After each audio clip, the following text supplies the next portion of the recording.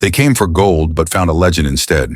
In a temple where silence was sacred, one monk stood alone against 100 blades, not to fight for power, but to defend the soul of Shaolin. This is the story of the Last Shaolin Guardian. High in the mist of Song Mountain stood the Shaolin Temple, a sanctuary of discipline and peace. Among its monks was one who spoke little, yet whose spirit echoed through every hall. He was known simply as the Guardian, a man whose strength came from calmness, whose every movement was guided by purpose. But peace invites envy. One moonless night, bandits crept through the forest, men driven by greed, not hunger.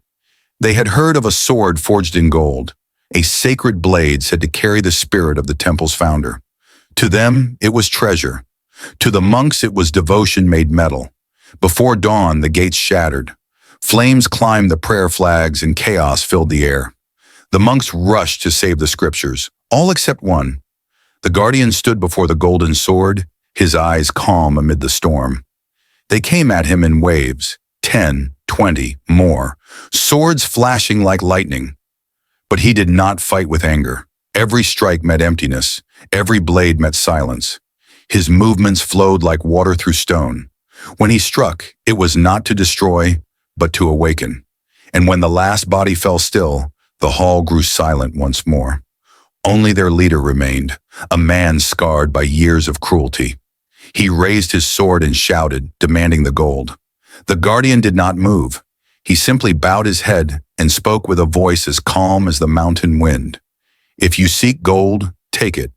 But remember, a sword without virtue cuts its master first.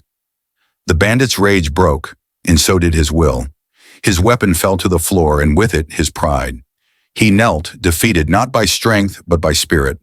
When the sun rose, the temple still stood. The guardian placed the golden blade back upon its altar. Around him lay silence, not of death, but of understanding. The monks gathered and bowed deeply, knowing the temple had been saved not by power, but by peace. No one saw the guardian again. He vanished into the mist as quietly as he had lived. But his lesson remains.